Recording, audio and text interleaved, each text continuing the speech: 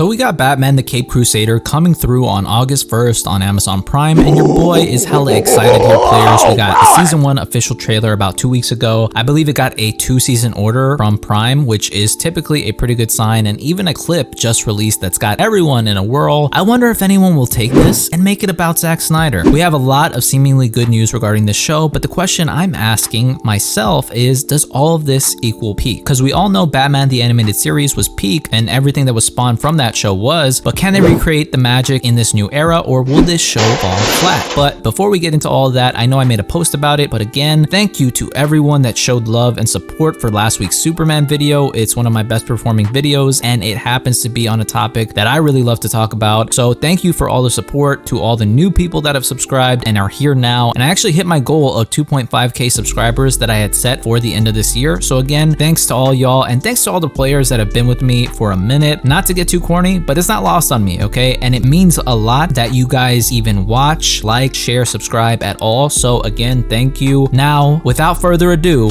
And he had us. Now you want to get nuts? Come on, let's get.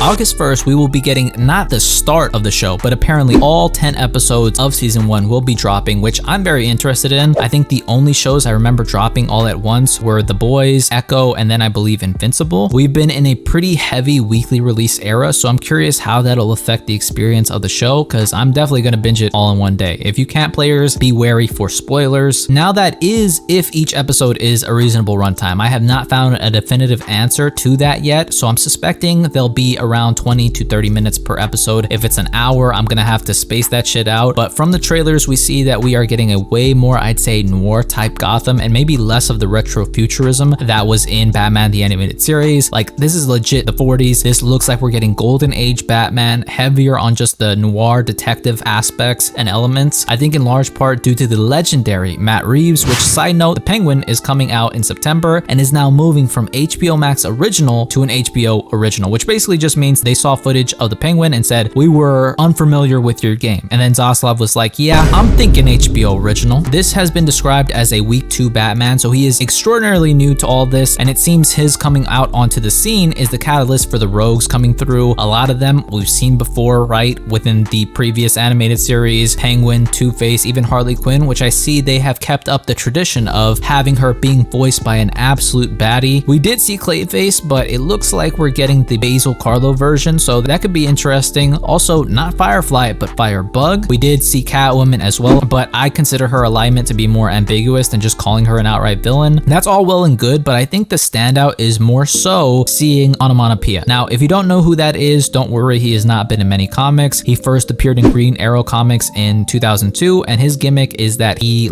says sounds, which I didn't think was that cool really. So I read all the comics he's in with Batman, which are 2 primary runs. Batman Cacophony, which is only 3 issues from 2009. In the story, he helps the Joker escape from Arkham, and then in the end, he actually stabs him in the heart. And then Batman Widening Gyre, 09 to 2010, which was 6 issues long. In this story, Batman kinda is giving into the idea of putting up the cape and settling down with Silver St. Cloud, but it ends on this crazy cliffhanger where Onomatopoeia is revealed to have been this goat mofo since the beginning, where throughout the whole story, he's basically just warming up to Batman and the Bat family, and he ends up killing Silver St. Cloud. So they haven't actually tied that up, and it's been about 15 years. So I'm hoping this show gets the fire lit up under Kevin Smith and Walt Flanagan's asses to actually finish it, because I think it has a lot of potential. He has a great design, and he is really such a mysterious character that has not been explored enough, and I think given more time and exposure, he could be somebody very popular. I'm curious how they plan on using him though. I do think Joker will show up eventually, because I don't see a way you can do Batman without Joker, but I feel he'll be more towards the end of the season. He'll be more of a threat in season 2. Most of his allies as well will be the same. So apart from how good they did with these characters in Batman the Animated Series, I'm not sure in this animated format so reminiscent of that series what else they plan on doing with these characters. Not that they can't do something new, right? But what do they find so interesting that will set this show apart from the OG show, and how they'll display these characters. Now, our new voice of Batman is Hamish Linklater, hell of a name. RIP, the GOAT, Kevin Conroy. Truthfully, I'm not familiar with much of Hamish's work. I feel like I've seen him in a bunch of things as just smaller side roles, but his voice is great. I'm looking forward to seeing his performance and what he brings to the role. Apparently, this Batman is going to be a whole lot scarier than in Batman the Animated Series, leaning heavily into horror elements. He's so early in his career, he's still a myth. If they can emulate that fear that he instills in criminals in the same way Matt Reeves was able to show in the Batman, where when criminals would look to the shadows, they would think twice. If they can capture a fraction of that, I think we are going to have something really special here. It seems the GCPD are going to be after him as he's on the case for all these explosions, and then of course he has the rogues to contend with. I think the animation looks clean. It certainly doesn't have the same hold on me as Batman the Animated Series yet, but it's still solid. The suit is nice, but damn, how you didn't give him purple gloves in the Golden Age is such a travesty. Okay, purple glove supremacy all day over here. Now, with names like Bruce Timm, Matt Reeves, and even J.J. Abrams attached to this show, it's hard to see where something, if anything, could go wrong, but I'm just still cautiously optimistic. The show is said to be everything Bruce Timm wanted to do, but couldn't because it was a kids show. It is said to be more violent, which, as we can see from this clip, Batman doesn't give no fucks. Guys, he didn't kill anyone here. He was just trying to go for 800 points, okay? Nah, more like 400. Seriously, when I first saw this clip, I was like, okay, what was that? Are they trying to explore the very beginning of the Golden Age when Batman didn't have a moral high ground and a no-kill rule yet? Like, is this pre-Batman number 4? But of all the research I've done, it seems that the rating for the show is going to be TVY7, which I believe is equivalent to a PG rating. So even though it's not out of the question for characters to die or I think be killed, I doubt they'd have Batman just frivolously killing people each episode. I especially don't think Bruce Timm would allow that after all the work he did on Batman. So I'm going to chalk this up as just pure sauce, okay? In the same way I want Batman to drop a thug on his neck in an Arkham game, or I want Spider-Man to swing kick someone into a building. It's just exaggerated, it's fun, and it would be way less fun if it were realistic. So I think in terms of more violence, we'll get stuff like that, but it won't be lethal, and they'll just lean more into the horror element. It has been said that the show will be more psychologically complex than Batman the Animated Series, so I think that's highly intriguing, like an even more mature and layered story in an animated format where you can embellish the action in a heavy noir setting. I always saw everything from Batman the Animated Series as decently mature, but I'm excited to see them unrestrained on this one. Like, the aim here is to make a great Batman show by any means necessary and not capture the attention of children or self-figures. We know that. Especially with this generation being cooked attention span wise, I'm glad this is what they seemingly focused on, and the fact that they still were able to get by with a TVY rating is pretty wild. We have a lot to see from the show before we can say definitively if it's peak, but with all the great people attached, the setting, subject matter, and tone, I think it's safe to say it very well will be peak. I'm thinking like Mask of the Phantasm level kind of stuff, but August 1st we will find out for sure. But let me know what y'all think. Is the show going to be great? Are you excited for it? Will it surpass Batman the Animated Series, or will it kind of just end up being mid and forgotten about? Who knows? All I know is we've had such a blessed year for animation, so I hope that trend continues. But that's pretty much it. If you guys liked the video, leave me a thumbs up, comment down below, and if you want, subscribe. I always appreciate it. Thank you guys so much for watching. I hope all of you guys are well, and I will see you in the next one.